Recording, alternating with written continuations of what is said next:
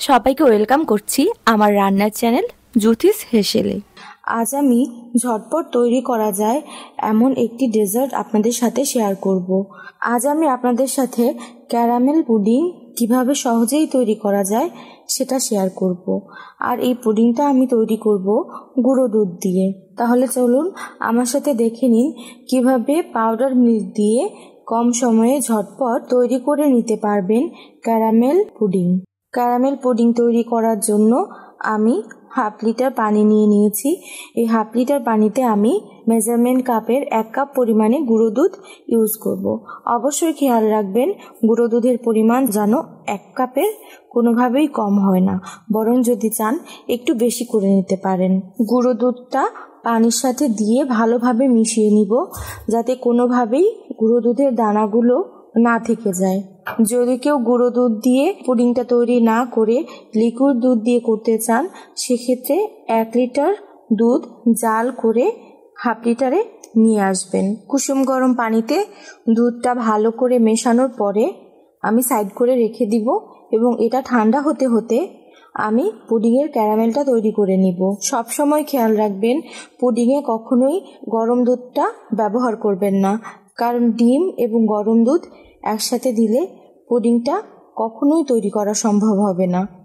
Caramel তৈরি করার জন্য চুলায় কড়াই বসিয়ে নিয়েছি। কড়াইতে দিয়ে দিচ্ছি 6 টেবিল চামচ পরিমাণে চিনি এবং দিয়ে দিচ্ছি 3 টেবিল চামচ পরিমাণে পানি।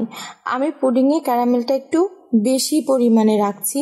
আপনারা যদি ক্যারামেল কম চান তো এখানে 4 টেবিল চামচ চিনি এবং 2 টেবিল চামচ পানি দিয়ে ক্যারামেলটা তৈরি করে নেবেন। সবসময় মনে রাখবেন যে পরিমাণে চিনি নেবেন তার অর্ধেক পরিমাণে পানি ব্যবহার করবেন। ক্যারামেল তৈরি করার সময় চুলার জালটা সবসময় হাই হিটে রাখবেন।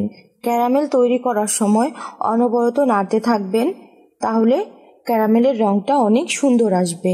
ক্যারামেলের রং আসতে শুরু করেছে, এই পর্যায়ে অনবরত নাড়তে থাকতে হবে, তা না হলে ক্যারামেলের পারফেক্ট রংটা আসবে না। আমার পছন্দনীয় কালার আসার কিছুক্ষণ আগে আমি চুলাটা বন্ধ করে দিচ্ছি, কারণ গরম কড়াইয়ের ভাপ থেকেও ক্যারামেলে কিছুটা রং বসবে। আর যদি চাহিদা মতো রংটা আসার পরে চুলা বন্ধ করি, তাহলে কড়াইয়ের ভাপে ক্যারামেলটা আরও বেশি পুড়ে যাওয়ার সম্ভাবনা আছে। তাই সবসময় মনে রাখবেন আপনার পছন্দনীয় ক্যারামেলের রংটা পেতে কিছুক্ষণ আগেই চুলাটা বন্ধ করে দিবেন। যে বাটিতে আমি পুডিংটা বসাবো সেই বাটিতে এখন আমি ক্যারামেলটা ঢেলে সেট করে নিব। ক্যারামেল বাটিতে ঢালার পরে ঘুরিয়ে ঘুরিয়ে সমস্ত বাটিতে ক্যারামেলটা লাগিয়ে নিব। আর সমস্ত বাটিতে ক্যারামেলটা ছড়িয়ে যাওয়ার পরে ঠান্ডা হওয়ার জন্য আমি বাটিটা রেখে দিব। যতক্ষণে ক্যারামেল পুডিং মোল্ডে সেট হচ্ছে ততক্ষণে আমি ডিম দুধের মিশ্রণটি তৈরি করে নিব। আজকে আমি হাফ লিটার দুধ এবং 4টা ডিমের পুডিং তৈরি করব। ডিমে আমি দিয়ে দিচ্ছি হাফ কাপ চিনি। ডিমে চিনি দেওয়ার পরে ডিম এবং চিনির মিশ্রণটা খুব ভালোভাবে ফেটিয়ে মিশিয়ে নিব। ডিম আর চিনিটা ভালোভাবে মিশিয়ে নিয়েছি। এখন চিনি আর ডিমের মধ্যে দিয়ে দিচ্ছি আগে থেকে গুলিয়ে রাখা দুধের মিশ্রণটি। দুধটা একদমই ঠান্ডা হয়ে গিয়েছে।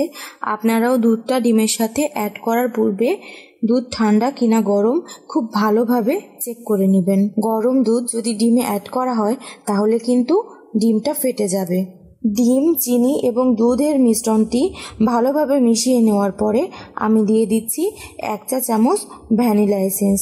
এই ভ্যানিলা এসেন্স পুডিংয়ে যে ডিমের গন্ধটা থাকে সেটা দূর করতে খুবই কার্যকরী ভূমিকা পালন করে। তবে যদি আপনাদের কারো কাছে না থাকে সেক্ষেত্রে ব্যবহার না করলেও চলবে। পুডিংয়ের বাটিতে ক্যারামেল বসে গিয়েছে এবং চেক করে দেখেছি ক্যারামেলটা ঠান্ডা হয়ে গিয়েছে। এখন আমি এই বাটিতে ক্যারামেলের ওপরে দুধ ডিমের যে মিশ্রণটি তৈরি করে রেখেছি সেটা দিয়ে দিব। পুডিংয়ের মিশ্রণটি আমি ছাঁকনির সাহায্যে ছেঁকে নিচ্ছি, এতে করে পুডিংয়ের ভেতরে কোনো দানা থাকবে না। এই যে দানাগুলো ছাঁকনির উপরে, এগুলো কোনোভাবেই পুডিংয়ে দেওয়া যাবে না। এজন্য আপনারা অবশ্যই পুডিং তৈরি করলে এই ছাঁকনির সাহায্যে ছেঁকে মিশ্রণটি ছেঁকে নেবেন। পুডিংয়ের মিশ্রণের ঘনত্বটা দেখুন। আপনাদের পুডিংয়ের মিশ্রণের ঘনত্বটা এমন হয়েছে কিনা সেটা অবশ্যই খেয়াল রাখবেন। আমি যে পরিমাপে পুডিং তৈরি করছি, আপনারা যদি আমার দেখানো পরিমাপ অনুযায়ী পুডিংটা তৈরি করেন তবে অবশ্যই আপনারা পারফেক্ট পুডিংটা পাবেন। পুডিং এখন স্টিমে বসানোর জন্য সম্পূর্ণ রেডি। আমি এখন পুডিংয়ের বাটির ঢাকনা লাগিয়ে নিব। আপনাদের যাদের বাটিতে ঢাকনা নেই তারা অবশ্যই ফয়েল পেপার দিয়ে পুডিংয়ের বাটির মুখটা মুড়ে তারপর ভাপে বসাবেন। পুডিংটা স্টিম করার জন্য আমি কড়াইতে পানি নিয়ে নিয়েছি এবং পানির ভেতরে একটি স্ট্যান্ড বসিয়ে নিয়েছি। আপনাদের কাছে স্ট্যান্ড না থাকলে কোনো কাপড় বা টাওয়াল কমপক্ষে 2 ইঞ্চির মতো পুরু করে পানির উপরে বসিয়ে তারপরে পুডিংয়ের বাটিটা বসাবেন। আমি পুডিংয়ের বাটিটা কড়াইয়ের ভেতরে স্ট্যান্ডের উপরে বসিয়ে দিব। বাটি বসানোর পরে আমি আরও কিছু পানি অ্যাড করছি। সবসময় খেয়াল রাখবেন পানি যেন পুডিংয়ের বাটির মাঝ বরাবর পর্যন্ত আসে। যদি নিচে থাকে তাহলে আপনার পুডিংটা স্টিম হতে অনেক বেশি সময় লাগবে, আর যদি পানি বেশি হয়ে যায় তাহলে পুডিংয়ের ভেতরে পানিটা চলে যাওয়ার সম্ভাবনা থাকবে। এজন্য অবশ্যই খেয়াল রাখবেন পানি যেন পুডিংয়ের বাটির মাঝ বরাবর পর্যন্ত থাকে। এখন আমি কড়াইয়ের ঢাকনাটা দিয়ে দিব এবং 30 থেকে 35 মিনিট লো হিটে পুডিং স্টিম হওয়ার জন্য রেখে দিব এবং তারপর এসে চেক করে দেখব পুডিংয়ের কি অবস্থা। 35 মিনিট স্টিম করার পরে আমি পুডিংটা চেক করে নিচ্ছি। পুডিংটা চেক করার সময় খুব সাবধানে পুডিংয়ের বাটির ঢাকনাটা খুলে নেবেন। আমি পুডিংটা টুথপিক দিয়ে চেক করছি। পুডিংয়ের ভেতর টুথপিকটা বসানোর পরে যদি টুথপিকের গায়ে একদমই কোনো আঠালো ভাব না থাকে তখন বুঝবেন যে পুডিংটি সম্পূর্ণভাবে স্টিম হয়ে গিয়েছে। আমার পুডিংটি স্টিম হয়ে গিয়েছে। এখন আমি পুডিংটা নামিয়ে নিব। পুডিংটি চুলা থেকে নামিয়ে নিয়েছি। ঠান্ডা না হওয়া পর্যন্ত পুডিং কোনোভাবেই মোল্ড থেকে বের করার চেষ্টা করবেন না, এতে করে পুডিংটা নষ্ট হয়ে যাওয়ার সম্ভাবনা থাকে। এজন্য কমপক্ষে 30 মিনিট ফ্রিজে রেখে ঠান্ডা করে নেবেন। আর যদি রুম টেম্পারেচারে রাখতে চান সেক্ষেত্রে অবশ্যই 1 ঘন্টার বেশি রেখে পুডিংটি ঠান্ডা করবেন। আমি এখন আমার পুডিংটি ফ্রিজে নর্মাল মোডে 30 মিনিট ঠান্ডা করার জন্য রেখে দিব, আর এরপর আপনাদেরকে পরিবেশন করে দেখাবো। পুডিংটি 30 মিনিটের বেশি ফ্রিজে রেখে ঠান্ডা করে নিয়েছি। এখন আমি পুডিং মোল্ড থেকে তুলে আপনাদেরকে দেখাবো। পুডিংটা মোল্ড থেকে বের করার জন্য আমি একটি ছুরির সাহায্যে আগে সাইড থেকে কেটে নিব। বাটি ঘুরিয়ে ঘুরিয়ে খুবই সাবধানে পুরো পুডিংটা ছুরির সাহায্যে আলগা করে নিচ্ছি। আপনারাও ঠিক এভাবেই পুডিংটা মোল্ডের গা থেকে ছুরির সাহায্যে আলগা করে নেবেন। পুডিংটা সাইড থেকে সম্পূর্ণভাবে আলগা করে নিয়েছি।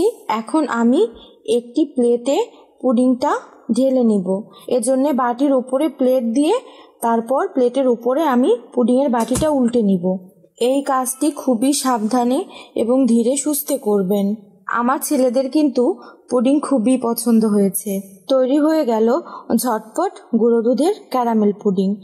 আমার মতো যারা পুডিং তৈরিতে খুব বেশি সময় দিতে চান না তারা ঝটপট গুঁড়ো দুধ দিয়ে এই পুডিংটি তৈরি করে নেবেন। আর আমি যে প্রসেসটা আপনাদের সাথে শেয়ার করেছি এই প্রসেসটা ফলো করে যদি পুডিংটা তৈরি করেন তবে অবশ্যই পারফেক্ট একটা পুডিং আপনারা পাবেন। তাহলে দেখে নিলেন তো ঝটপট কিভাবে তৈরি করা যায় ক্যারামেল পুডিং। এখন ঝটপট ক্যারামেল পুডিংটা তৈরি করে বাসার সবাইকে চমকে দিন। আর তৈরি করে খেয়ে কেমন হয়েছে অবশ্যই আমাদের সাথে শেয়ার করুন। সবাই ভালো থাকবেন আর আমাদের চ্যানেলটাকে অনেক অনেক ভালোবাসা দিবেন, সাবস্ক্রাইব করে পাশে থাকবেন। সবাই ভালো থাকবেন।